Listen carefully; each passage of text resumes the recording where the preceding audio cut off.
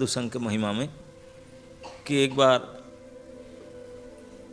बहुत कम समय संग, वो नहीं चाहता था लेकिन संघ इसे न चाहते हुए हो गया था कि कैसे उनका कल्याण हुआ। ये कहते थे कथा में कि प्रहलाद महाराज के पिताजी तो हिरण्यकशिपु थे, तो उनके चाचा जी हिरण्याक्ष थे, लेकिन उनके और भी बंधु बांधव थे जो बड़े बड़े राजा होते थे।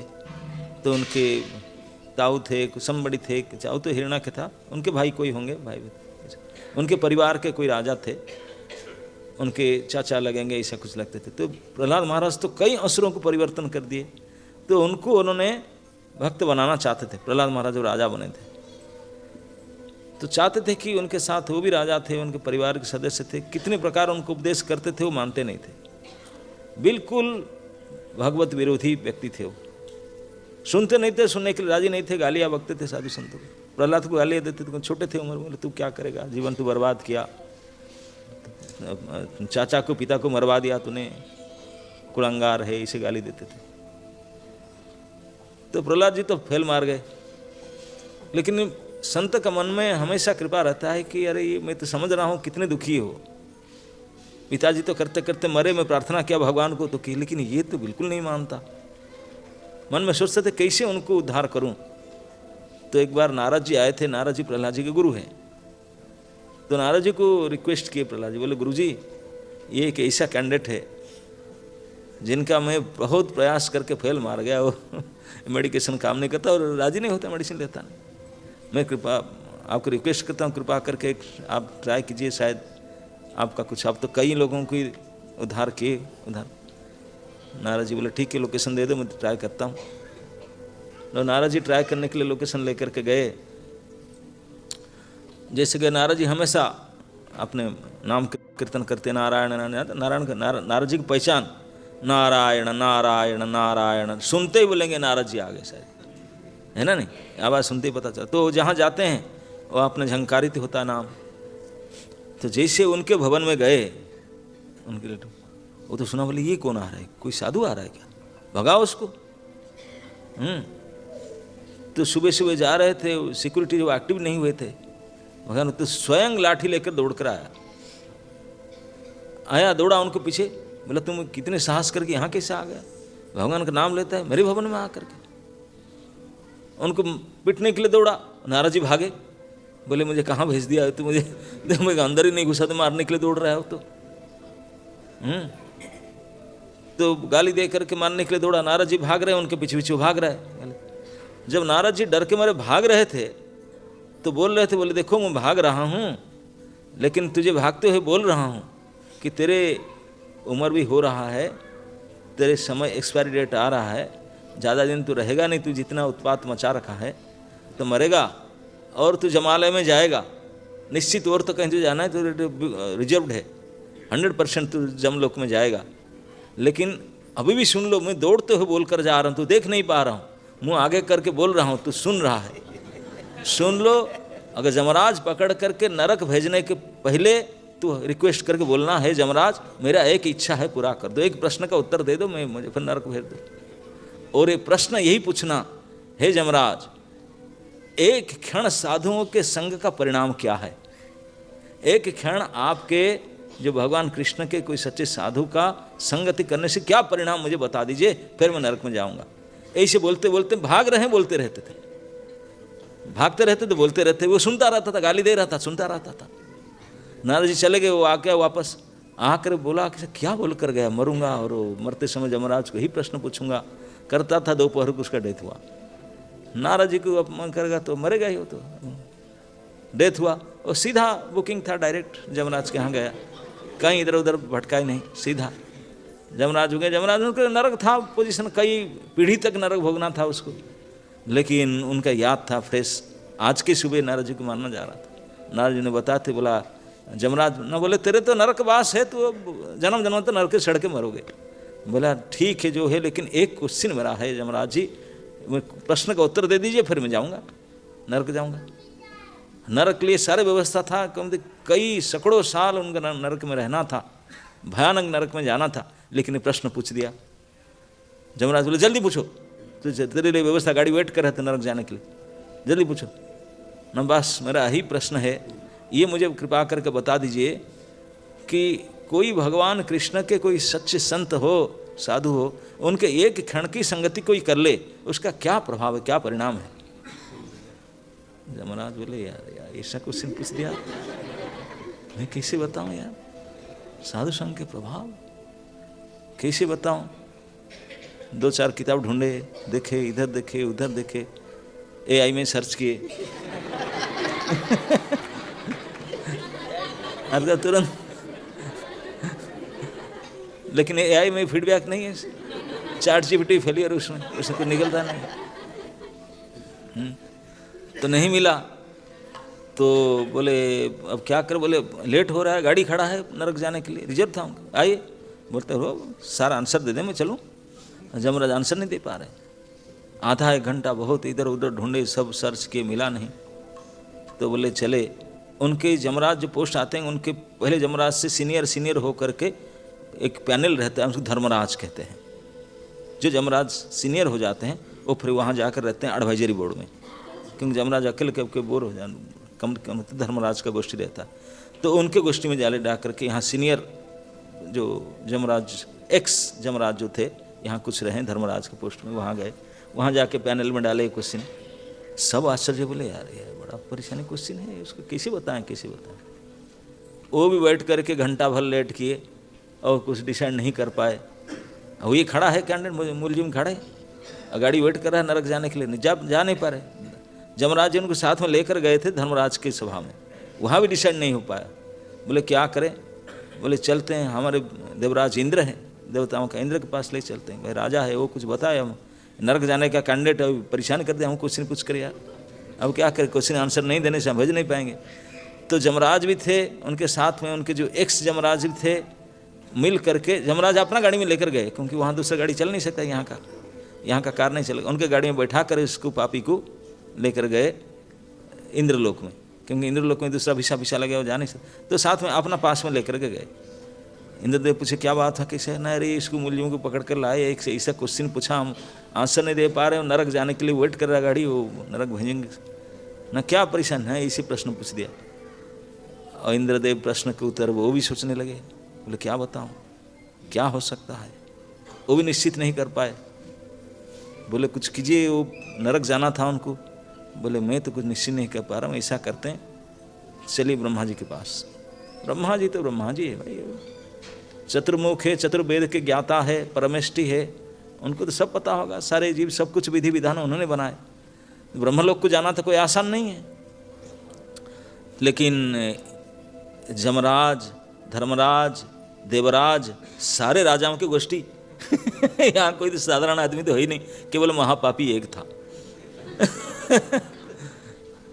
तो देवराज ने, इंद्र ने अपने विमान में बैठा करके ये सबको लेकर गया। जमराज बोला आपका गाड़ी यहीं पार्किंग कर दो, आते समय ले जाना, हम हमारे साथ चलो। अपना गाड़ी में बैठा कर सबको लेकर गए, ले करके ब्रह्मलोक पहुँचे। ब्रह्मलोक में कायदा कटकणा करके गेट में गए। ब्रह्मा जी बोले क्या बात है? ब्रह्मा जी के पुत्र सनक सनातन सनंद कुमार ये सब बैठे हैं, विशेष बड़े बड़े अष्टवसु बैठे हैं, क्या है? वहाँ पहुँचे ना, एक महापापी नरक जा रहा था, क्वेश्चन पूछ लिया, हम लेकर आए, आंसर नहीं दे पा रहे, फंसा। क्या क्वेश्चन है ना, एक क्षण सच्चे साधु का संगति का क्या परिणाम होना चाहिए? ब्रह्मा जी बोले अरे इसे किसी बता दे क्या परिणाम होना चाहिए? कुछ भी हो सकता है, साधु संग में क्या ना हो सकता है, सर्वसिद्धि है, वो कैसे बोल दें क्या है? तो भी विचार विमर्श किए, पूरे 4 वेद को ढूंढे, उनका पास तो ChatGPT में पूरा सारे उनका भी फीड है ना, वो भी सर्च किए, सर्च करके कोई फाइनल कंक्लूजन नहीं लगा पाए। तो वह नरक जाने की वेट कर रहा है। बोले चलो कभी जो इतना दूर आ गया तो कोई चिंता नहीं करते हैं, शिव जी वो तो एक्सपर्ट है इस सब मामले में, और तो भाई मैं थोड़ा मैनेजमेंट में बिजी रहता हूँ, क्योंकि हम क्रिएशन फैशन करना, लेकिन वो मस्ती है उनका, प्रलय तक तो कुछ काम नहीं, भजन में मस्त रहते हैं, प्रलय समझ जाके मार पीट कर आ जाते हैं, फिर बैठते हैं तन नृत्य करें। वो शास्त्रज्ञ है, महाभजनानंदी महात्मा है, वैष्णवानांग जथासंभु, सबसे परम वैष्णव, वो तो बता ही देंगे उनके पास। तो लेकिन शिव जी के पास कैलाश जन सब, तो ब्रह्मा जी बोले चलो मेरे हंसवाहन हो बैठे, आपका गाड़ी से वहीं पार्किंग कर दो, मेरे साथ चलो। ब्रह्मा जी के गाड़ी में वो जो पापी मुलजिम था महापापी, वो बदमाश को बैठा है साइड में, और बाकी सारे सब लोग को सुनने का इच्छा है क्या आंसर है, सबके साथ में ले करके कैलाश गए। कैलाश पहुँचे, अब शिव जी बोले क्या हुआ घटना ना सार, बड़े इसे क्वेश्चन आ गया, हम बड़े परेशान में, सब ब्रह्मा जी तक लेकर साथ में है, सारे देवराज यमराज सब आए, सब बैठ करके क्या बात है, नहीं ऐसे ऐसे प्रश्न है। अब ये उसने पूछ दिया बैठ करके, साधु संग का क्या परिणाम है, क्या प्रभाव है, हम कैसे बतावें, आप कृपा करके बता दें, उनको गाड़ी नरक भेजना है। तो शिव जी ने चर्चा की खूब, शास्त्र इधर उधर खूब चर्चा करके बोले निश्चित रूप से ये तो नहीं कहा जा सकता कि साधु संग का ही महिमा निश्चित रूप से ही नहीं बता सकता। क्या हो सकता है, कुछ भी हो सकता है, अनंत परिणाम हो सकता है। भगवान अनंत है, उनके गुणयुक्त संत का प्रभाव, संग के प्रभाव से कुछ वही नहीं कह सकता क्या होगा, तो कैसे मैं कह सकता हूँ। लेकिन ये प्रश्न तो पूछा साधु संगति का प्रभाव, क्योंकि नारद जी ने बोल दिए थे उनको, उसी को पकड़ा है, वही पूछ रहा सब जगह में। तो अंततः अभी जमलोक से धर्मलोक, धर्मलोक से इंद्रलोक, इंद्रलोक से ब्रह्मलोक, ब्रह्मलोक से शिवलोक तक पहुँच गए। शिवलोक तक पहुँचने के बाद जब शिव जी हाथ उठाए, बोले और कहाँ तक जाएं, बोले नहीं कोई बात नहीं, वैकुंठ चलते। वैकुंठ का तो सारा है, उन्हीं के भक्त है, नारायण के भक्त थे, नारद जी नारायण नारायण तो करते ही, वैकुंठ चलते। वैकुंठ चलने के लिए इसके किसी का गेट पास वीसा वीसा काम नहीं करेगा, यहाँ तो अलग बात। शिव जी बोले कोई बात नहीं, मेरे गाड़ी में बैठो। शिव जी के बैल है नंदी, बोले नंदी में लोड हो जाओ, आपका गाड़ी से वहाँ पार्किंग करो, मेरे नंदी में बैठो, चलते। सभी लोग को नंदी में बैठा करके शिव जी चले, और सुनने के लिए सबकी इच्छा था। पार्वती बोले मैं भी चलूँ, मेरे मन में डाउट हो रहा है ये क्या हो सकता है, जो भी सुने बोले हम भी सुन लें, लेकिन आप लोग तो सुनने के लिए आते नहीं, लेकिन जो श्रद्धालु होते हैं सुनने के बड़ा आतुर होते हैं। ऐसे प्रसंग चर्चा हो तो बिल्कुल मिस नहीं करना चाहते, वो सुनने के लिए आ जाते टाइम पर। तो भी चले सब, शिव लोग के गण जो उतने थे वो भी चले, सबको ले करके शिव जी ने चले। तो उनके आईडी में सबका एंट्री हो गया, उनका आईडी का पावर था बड़ा, तो एंट्री होगा वैकुंठ में। वैकुंठ में जा करके भगवान नारायण के चरण में बैठे। नारायण बोले क्या होगा, ना ऐसे ऐसे है प्रश्न, हाँ नहीं है प्रश्न आ करके। तो नारायण बोले देखो ऐसे तो निश्चित नहीं हो पाता, लेकिन नारद जी ने प्रश्न पूछे, वो बोलते हैं कि एक सच्चे कृष्ण भक्त का क्षण संगति क्या परिणाम है, मैं किसे बताऊं, वो तो केवल कृष्ण ही बता सकते हैं। तो इसलिए अब जब यहाँ तक आ गए तो अब टाइम खराब नहीं करते, कृष्ण के पास चलते हैं। तो वैकुंठ से भी और कृष्ण के पास तो ये लोग जा नहीं सकते। तो भगवान नारायण बोले कोई बात नहीं, गरुड़ में बैठिए। जब वहाँ तक है गरुड़ में, तो गरुड़ में सबको लोड किए। गरुड़ में वो पापी भी बैठा, और जमलोक और धर्मलोक, इंद्रलोक और ब्रह्मलोक और शिवलोक, जितने सब स्टाफ और भी आए थे सब गरुड़ जी में बैठे लोड हुए। तो भगवान नारायण सबको लेकर के, यहाँ सबका अलाव नहीं था, लेकिन नारायण अपने आईडी में एंट्री कराए। एंट्री करा करके अब गोलोक में गए, कृष्ण के पास ना पहुँचे। अब पहुँच करके सब प्रणाम किए, क्या बात है, इतनी पूरी समाज आए उठ करके। उनके किसे आ गए ना, नारायण बोले मैं ही लेकर आया, कोई विशेष प्रश्न उत्तर में हमारे फंस गए, ये पापी को नरक में जाना था, गाड़ी खड़ा है नरक में जाने के लिए, उसके पता नहीं कई सैकड़ों साल तक नरक जातना है, पूरे उनके रेड लाइट है, पूरा कैरेक्टर रेड लाइट है, कहीं ग्रीन है ही नहीं उसमें, लेकिन पता नहीं मरते दम में वो क्या हो गया, कहीं से अगर एक प्रश्न पूछ दिया, अब ये प्रश्न के चक्कर में फंस करके यहाँ तक आ गए। अब भगवान बोले आपको पता है इस लोक आने का क्या कैरेक्टरिस्टिक्स है, क्या लक्षण है ना, क्या ना, जद गत्वा ना निवर्तन, यहाँ आने से वापस नहीं जाएगा। जब उन्हीं के लिए आपका आना हुआ और आप उन्हीं के लेकर यहाँ आ गए, अब तो नरक फरक नहीं, शिव लेकिन कुछ नहीं हो तो मेरे लोक में रहेगा, यहाँ आ गया फिर नहीं आ सकता। बोले रे उनका जीवन भर इतने महापाप है, पूरा रेड लाइट है, कभी कोई पुण्य किया ही नहीं, कोई सुकृति किया नहीं, कुछ नहीं किया। बोले मैं नहीं जानता है प्रभाव, लेकिन कैसे भी कैसे एक साधु के संग किया है, मरते दिन तक किया, जैसे भी किया एक क्षण किया, और उसी को याद रखा साधु के बात को, इसी के प्रश्न पूछा। तो इसी के चलते केवल वो नहीं, आप लोग सभी मिलकर के उनको अपना गाड़ी में बैठा कर यहाँ ले आए, यही है परिणाम। एक क्षण साधु संग का यही प्रभाव है कि एक क्षण साधु संग के प्रभाव से जमराज, धर्मराज, देवराज, ब्रह्मा जी, शिव जी, विष्णु स्वयं आपने गाड़ी में बैठा करके सारे साथ में लेकर के मेरे पास छोड़ जाएंगे। ये है साधु संग का परिणाम। अब फिर यहीं आगे छोड़ जाएंगे, आप लोग से वापस जाएंगे, ये नहीं जाएगा। कि अपना अपना डिपार्टमेंट है, काम है, समूह रखा तो आप जाओ काम है, लेकिन इनका कोई काम नहीं है, तो मेरे लोग में आप छोड़ने के लिए आए थे आप लोग सब। और छोड़ कर गए। लेकिन अब क्वेश्चन का आंसर यही है कि आप लोग सब मिलकर यहाँ के छोड़ जाएंगे।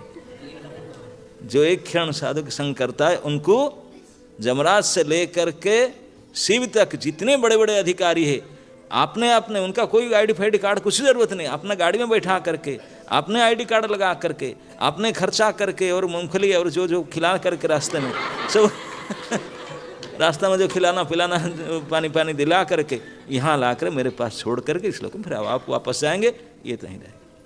यही परिणाम। तो इसलिए ये हम सोच नहीं सकते हैं कि असली में क्या परिणाम, लेकिन हम सोच सकते भूल जाते हैं। संगत में रह करके साधुओं की शिक्षा को जो पकड़ लेता है और नरक जाने के पहले जमरलोक तक जाकर शिक्षा के आचरण कर लेता है, पूछ लेता है, कुछ चर्चा कर लेता है, तो उसके प्रभाव से तो कृष्णलोक तक चला जाता है। आपने बल पर नहीं, वही लेकर जाएंगे, वही लेकर जाएंगे। ये मैकेनिज्म है, ये साधु संघ का ये महान प्रभाव है, ये परिणाम है। तो इसलिए जो बड़े बड़े शास्त्र सिद्ध महात्मा, इतने बड़े बड़े देवता लोग भी जिसको निर्णय नहीं कर पाते, अंततः कृष्णलोक पास जाकर यहीं छोड़ कर आते हैं। और किसी को जो जीवन में कभी पुण्य नहीं किया था, लेकिन अंत समय में साधुओं का, नारद जैसे महान साधु के संग कर लिया। और वो भी संग क्या था, उसको मारने के लिए दौड़ रहा था, गाली दे रहा था, लेकिन साधुओं के स्वभाव ऐसा, साधुओं के स्वभाव ऐसा है, वो जिसके ऊपर गाली भी दें, जिसको कृपा करें, परिणाम एक ही है। साधुओं के संगति में कभी बुरा फल होता ही नहीं। अभी अभी कार्तिक महीना में हम दामोदर लीला में जो अर्जुन मुख्य के रूप में नल कुबर मणिग्रीव खड़े थे, उनको जब उद्धार किए भगवान कृष्ण से, कृष्ण ने, तो वो दोनों ने रो रहे थे, बोले हमको क्यों उद्धार हो गया, उद्धार नहीं करना चाहिए था। नारद जी के कृपा से हम तो बदमाशी कर रहे थे, हमारा दुष्कर्म दुराचार के कारण नारद जी ने हमको अभिशाप दिए, लेकिन अभिशाप का ये परिणाम था, हमको ब्रजवास मिला हजारों साल तक, कई हजारों साल तक ब्रज में रहे, ब्रजवासियों के संग रहे, देखे उनके लीला खला, भगवान के साक्षात जन्म से लेकर के रास पर्यंत सब हम आंख आई विटनेस हम देखे खड़े होकर के। नंदपुरी में थे, नंदांगन में थे, पेड़ सारे देखे भगवान की लीला, सब कुछ देखे। और ये ब्रज के जो भाव को इतने पा करके वो जाना नहीं चाहते थे, रोते थे। इसलिए भगवान ने, यद्यपि कुबेर पुत्र थे, अपने धाम में जाना चाहिए, कुबेर का काम करना चाहिए, लेकिन भगवान बोले नहीं, कुबेरात्म जो बद्ध मूर्ति व यद्वत, आप बद्ध मूर्ति में बंधे हुए अवस्था में कुबेर के आत्मज को, नल कुबेर मणिगुरु को तथा प्रेम भक्ति, उनको भक्ति दे दी उन्होंने। भगवान ने बोले कि इतने समय तक मेरे भक्तों के साथ रहा, अपने मेरे लीला कथा को देखा सुना, तो अभी के अंदर मेरे प्रति जो भाव आ गया, यही भाव बने रहे आपको। तो प्रेम भक्ति प्रदान कर दी भगवान ने। प्रेम भक्ति ऐसी किसी को नहीं देते हैं। बड़े बड़े ऋषि मुनि कितने कितने जब तब साधन करने से नहीं मिलता, लेकिन ब्रज में जाकर प्रेम भक्ति, क्योंकि संग किए थे उन्होंने, पेड़ के रूप में संग करके, अभिशाप के कारण भी साधुओं के संग करके इतने बड़े फल प्राप्ति करके आ गए। तो इसलिए कहा जाता है कि अगर किसी भी प्रकार से, किसी भी रूप में पेड़ पौधे लते पते, इसलिए तो ब्रह्मा उद्धव शिव जी प्रार्थना करते हैं कि हम कोई पेड़ पौधे लते पते भी बन जाए और भक्तों के चरण धूल हम ऊपर गिर जाए, तभी में हमारा कल्याण हो जाए। तो साधु संघ की महिमा अपार है, कोई निश्चित कहीं बता नहीं जा सकता का परिणाम है। इसी को कहते हैं कि सर्व सिद्धि, कोई सिद्धि को गिनती में नहीं बता सकते। जो साक्षात भगवत धाम प्राप्ति, कृष्ण लोक को प्राप्ति करा दे इतने उपाय से, तो इससे बढ़कर क्या हो सकता है। तो इसलिए साधु संघ को इतना सामान्य मत समझिए, लेकिन संग करने का तरीका होता है। जो हम कहते संग पकड़ कर बैठ जाना, इस प्रकार संग नहीं होता, और साधुओं का भी तरीका होना चाहिए। इसलिए संगत में कहा गया कि सजातीय स्निग्ध साधुओं का संग करना चाहिए। अगर कोई विजातीय हो गए तो लड़ मरेंगे दोनों। एक सच्ची घटना है। दो साधु जा रहे थे बद्रीनाथ, एक थे रामानंदी, एक थे कृष्णानंदी। एक थे वैष्णव थे, गौड़िये वाले थे, और एक रामानंदी थे, और दोनों भगत है। ये सीताराम सीताराम भजते हैं, ये हरे कृष्ण करते हैं, और दोनों जा रहे थे। अब पहले ज़माने की बात है, ऋषिकेश जब पहुँचे, गंगा जी की सतधारा बहती है, तो वहाँ की बहुत सुंदर वैली था। वैली समझते ना? हाँ, बिल्कुल ऐसे हरी फील्ड था जहाँ हरी हरी घास था, दोनों चारों तरफ से गंगा जी की धारा बहती है, शांत वातावरण है। आजकल तो गाड़ी घोड़ा चलता नहीं था। तो देख करके इतने खुश हुए गंगा स्नान के दोनों साधु, बहुत प्रसन्न हो गए। दोनों साधु अपना अपना आसन लगा करके बैठे भजन कर रहे थे। इस सुंदर स्थान को देखकर इतने खुश हो गए, खुश होकर बोलने लगे, वाह वाह वाह, मेरा नंद लाला आता, यहाँ गाय चराता, कितने सुंदर गाय चराने के फील्ड है, कितने हरी हरी घास है, कितने अच्छा मेरा नंद लाला। वो कृष्ण के भक्त था। वो कृष्ण के बोलते हैं कि गोपाल आते, यहाँ गाय चराते, कृष्ण प्रसन्न होता, तो गोचारण लीला स्मरण करने लगा गोचारण। तो रामानंदी साधु भी बैठे थे, बोले अरे इतने सुंदर है, मेरे रामलाला आता धनुष बाण प्रैक्टिस करता, यहाँ धनुर्विज्ञान के अभ्यास करता, वो कितने साधु संत की रक्षा करता है, पापी तापी राक्षस को बद्ध करता है, इसलिए परित्राण करता राम, ये धनुष बाण का अभ्यास करता। तो आकर देखता है कि बोलते ये रामलाला का धनुष बाण के अभ्यास की जगह है। ये बोलता नहीं, ये गोचारण की जगह है। ये दोनों मिल के बोले नहीं गोचारण, बोलता नहीं धनुष है। आपस में लड़ मरे, झगड़ा हुआ उनका। बद्रीनाथ क्या जाए, मारामारी होने तक बैठे थे दोनों। वो अपने इष्टनिष्ठा, उनके इष्टनिष्ठा, हम नहीं छोड़ेंगे। क्यों नहीं, ये मेरे राम का धनुर्विद्या का अभ्यास की जगह। बोलते अरे घास के ये लगा है, गोचारण की जगह है, लेकिन दोनों का अलग अलग है, इष्ट प्रणाली अलग अलग। तो दोनों यद्यपि दोनों साधु थे, लेकिन दोनों आपस में जमेगा नहीं। तो इस प्रकार विजातीय होंगे तो लड़ मरेंगे। एक घर में दो साधु किस प्रकार रखा दो, सुबह क्या रक्त निकलेंगे दोनों, लड़ से नहीं, लेकिन लड़। तो इसलिए हमेशा यही कहा गया, इस प्रकार के विजातीय साधुओं के साथ कभी संग नहीं करना चाहिए। हम हमेशा, हम जिस पंथ में हैं, जिस भजन प्रणाली में है, हमारा जो लक्ष्य है, इसी प्रकार के स्वजातीय, हमारी प्रकार सेम फीदर सजातीय और सिंह सरल ऐसे साधुओं का संगति करना चाहिए। अगर साधु समाज कुछ गड़बड़ी में चले जाए तो बिल्कुल उजड़ जाएंगे, खत्म हो जाएगा। ऐसा नहीं होना चाहिए। संग में भी देखना चाहिए। और वो भी संग में हमारे रूप गोस्वामी कहते हैं कि सजातीय स्निग्ध में भी संग में बहुत सोच विचार के करना चाहिए। सम्मान तो सबको करो, लेकिन संग चख करके देख करके करो, संग ऐसा मत करो। रूप गोस्वामी अपने उपदेशामृत में हमको ये उपदेश देते हैं, सिखाते हैं। बोलते हैं कि जिनके मुख से, जिनके जिह्वा से एक बार भी कृष्ण नाम आ जाए तो मन सांद्रियत, उनके मन में बोलो धन्यवाद, कृष्ण नाम लेता है। भले गैरेज में नटबोल्ट कस रहा है, ट्रक में रेंची कस रहा है, कुछ चक्का में ग्रीस कर रहा है, लेकिन कृष्ण बोल दिया तो उसको मन के द्वारा आदर दो, मन सांद्रियत। लेकिन जो नियम पूर्वक बैठ करके जप करता है तो केवल मन से आदर नहीं, उसकी वाणी से भी आदर दो। धन्यवाद, बहुत अच्छे हैं, अपने कुछ वाणी में सराहना करो, आदर दो। लेकिन जो केवल ऐसे नाम नहीं लेता, जो दीक्षा भी ले लिया और नियम के हिसाब से जप करता है 16 माला, उनको केवल मन से नहीं, वाणी से नहीं, हाथ जोड़ो, हरे कृष्ण प्रभु जी, माता जी, ऐसे बोलो कम से कम। उनका भी कंठी बांध लिए, चुट्टी रख लिए, है कि नहीं? तो लेकिन अभी दीक्षा भी ले चुके हैं और सीनियर भी हो चुके हैं। अब तो मंदिर में भी गृह सेवा करते हैं और कोई HOD हो गए हैं, तो उनको तो केवल हाथ जोड़े से नहीं, घुटने टेक करके प्रभु जी चरण स्पर्श, है कि नहीं? तो ऐसे प्रणाम की, सम्मान की यथा योग्य जो जितने सीनियरिटी है, इस प्रकार से सम्मान देते जाओ। लेकिन संग उनका नहीं है। संग करने के लिए गोस्वामी बोलते नहीं, उन लोग का भी संग नहीं करना है। संग तो केवल उन्हीं का करना चाहिए जिनके हृदय में किसी के प्रति निंदा या बुरी भावना का गंध भी नहीं है। निंदादि शून्य हृदयम ईप्सित संग लब्ध्वा, जिनके हृदय में किसी के प्रति बुरा भावना नहीं है, किसी की आलोचना नहीं करते, किसी का निंदा नहीं करते, कतई किसी का निंदा नहीं करते, वही संग करने के योग्य है। उन्हीं का एसोसिएशन लो, बाकी किसी का एसोसिएशन नहीं। कोई कितने चोटी कंठी बड़े कुछ भी करे, अगर किसी का प्रति ईर्षा निंदा की बुरा की भावना है, वो संग के योग्य नहीं है। ये रूप गोस्वामी उनको सिखाते हैं। हम रूपानुग हैं, उनकी शिक्षा के अनुसार निंदादि शून्य हृदयं ईप्सित संग लब्ध्वा, ये लास्ट लाइन में कहे, जिनका हृदय निंदा आदि में निंदा तो कभी करेंगे ही नहीं, आलोचना भी नहीं करेंगे, कोई बुराई नहीं करेंगे, किसी प्रकार का आलोचना समालोचना किसका कोई इंगित मात्र से मन वाणी और काय से नहीं करते हैं, तो वो संग लेने के लायक है। उनके संग करो, उनसे सुनो, उनकी सेवा करो, तब उनका प्रभाव प्राप्त होगा। ये हमारे गोस्वामियों की शिक्षा है।